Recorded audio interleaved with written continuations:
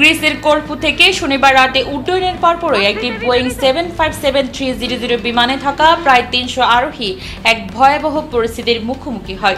German স্বল্প মূল্যের বিমান সংস্থা কন্ডর পরিচালিত এই বিমানের ডান দিকের ইঞ্জিনে হঠাৎ আগুন ধরে যায় বলে সোমবার এক প্রতিবেদনে জানিয়েছে এনডিটিভি। প্রতিবেদনটিতে বলা হয়েছে, বিমানটিতে ২৭৩ জন যাত্রী ও ৮ জন ক্রু ছিলেন।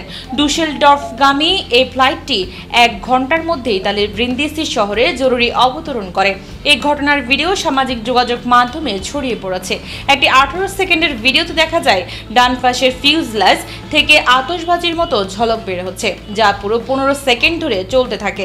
আরেকটি ভিডিওতে দেখা যায় বিমানটি সম্ভবত একজাক পাখির মধ্য দিয়ে উড়ে যাচ্ছে। বিমান বিষয়ক সংবাদ মাধ্যম FL360 এয়ার জানায়, সন্দেহ করা হচ্ছে পাখির আঘাতের কারণে ইঞ্জিন বিকল হয়ে যায়।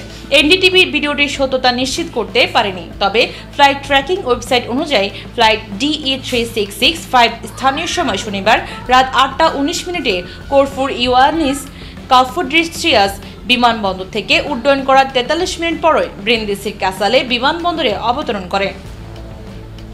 সংবাদ মাধ্যমগুলো জানায়, ইঞ্জিনে আগুন ধরার পর পাইলট প্রথমে করফুতে ফেরার চেষ্টা করেছিলেন, পরে এক ইঞ্জিন চালু রেখে ব্রিন্দিসিতে নামানোর সিদ্ধান্ত নেন। কন্ডর যাত্রীদের অসুবিধার জন্য দুঃখ প্রকাশ করেছে। ব্রিন্দিসি শহরে পর্যাপ্ত হোটেল না থাকায় যাত্রীদের রাতটি বিমানবন্দরে কাটাতে হয়। পরের দিন তাদের ডুসেলডর্ফে পাঠানো হয়। বোয়িং 757 মডেলটিকে প্রায় ৫ দশক ধরে ব্যবহৃত প্রাচীন যাত্রীবাহী বিমানগুলোর একটি বলা হয়, যার ডাকনাম আতারি ফেরারি। তবে এ ধরনের ঘটনা এটি প্রথম নয়। এর আগেও একাধিকবার উড়ন্ত অবস্থায় বোয়িং বিমানে আগুন লাগার ঘটনা ঘটেছে।